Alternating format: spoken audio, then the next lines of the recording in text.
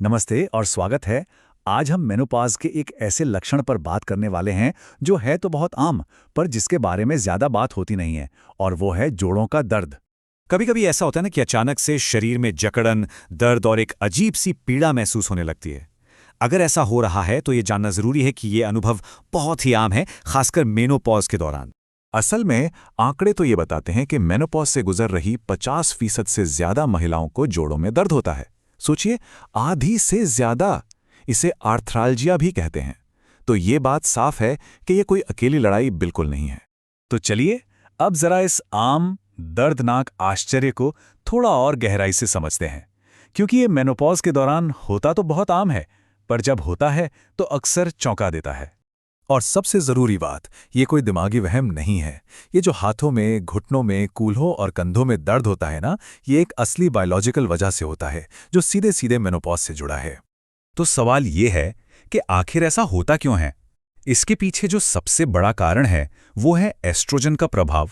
आप देखिए, एस्ट्रोजन को अक्सर सिर्फ पीरियड साइकिल से जोड़कर देखा जाता है, पर इसका काम उससे कहीं ज्यादा है। ये हमारे शरीर में एक नेचुरल एंटी इन्फ्लेमेटरी की तरह काम करता है, मतलब सूजन को कम करने वाला एक एजेंट जो हमारे जोड़ों की रक्षा करता है। तो होता क्या है, जब शरीर में एस्ट्रोजन का लेवल हाई होता है तो जोड़ों को प्रोटेक्शन मिलती है, सूजन भी कम रहती है। लेकिन मेनोपॉज के दौरान जैसे ही एस्ट्रोजन का लेवल गिरना शुरू होता है, ये सुरक्षा कवच कमजोर हो जाता है, सूजन बढ़ सकती है और नतीजा होता है दर्द।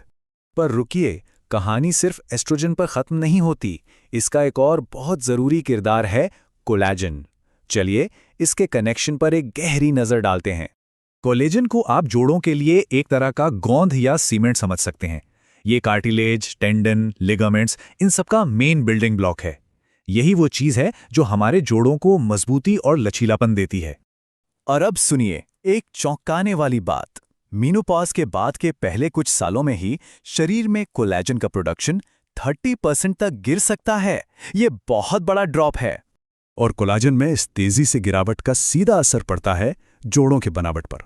वो कमजोर होने लगते हैं और फिर शुरू होती है जकड़न, मूवमेंट में कमी और वो लगातार बना रहने वाला दर्द।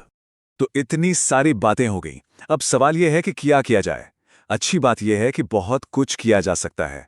चलिए अब कुछ ऐसे ही समाधानों पर नजर डालते हैं जिसे हम कह सकते हैं जॉइंट पेन टूल बॉक्स। और इसकी शुरुआत होती है हमारी लाइफस्टाइल की नींव से। 3 बहुत ही बेसिक चीजें हैं। पहली, मूव मोर।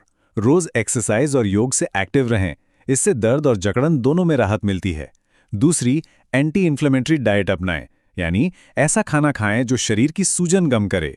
और तीसरी, स्ट्रेस को मैनेज करें। मेडिटेशन या जर्नलिंग जैसी चीजें बहुत काम आती हैं। और ये जो एक्टिव रहने वाली बात है ना, इसे हल्के में नहीं लेना चाहिए। देखिए, मैचोरिटास जर्नल की एक बड़ी स्टडी तो साफ साफ कहती है कि योगा जैसी प्रैक्टिस मेनोपॉज के कई लक्षणों को कम करने के लिए न सिर्फ असरदार है, बल्कि पूरी तरह से सेफ भी है। अब बात करते हैं खाने पीने की। डाइट में छोटे छोटे बदलाव भी बहुत बड़ा फर्क ला सकते हैं। कोशिश करें कि ओमेगा 3 वाली चीजें जैसे कि नट्स, अदरक, हल्दी और खूब सारी रंग बिरंगी सब्जियां अपनी डाइट में शामिल करें। और दूसरी तरफ प्रोसेस्ड फूड, ज्यादा चीनी और रेड मीट जैसी चीजों से दूरी बनाना शुरू करें, क्योंकि ये सूजन को बढ़ाते हैं। डाइट के अलावा कुछ सप्लीमेंट्स भी मदद कर सकते हैं, जैसे कि फिश ऑयल जो सूजन कम करने के लिए जाना जाता है, करक्यूमिन जो हल्दी में पाए जाने वाला पावरफुल एंटी इन्फ्लेमेटरी है, और हाँ, कोलाजन सप्लीमेंट्स जो जोड़ों को वही जरूरी बिल्डिंग ब्लॉक्स देते हैं जिनकी उन्हें जरूरत है। यहाँ एक और दिलचस्प कनेक्शन है मैग्नीशियम और विटामिन डी का। ये दोनों एक टीम की तरह काम करते हैं। देखिए, शरीर में विटामिन डी को एक्टिवेट करने के लिए मैग्नीशियम जरूरी है, और हड्डियों के स्वास्थ्य के लिए विटामिन डी कितना जरूरी है ये तो हम जानते ही हैं। और मेनोपॉज के बाद अक्सर इन दोनों की ही कमी देखी जाती है।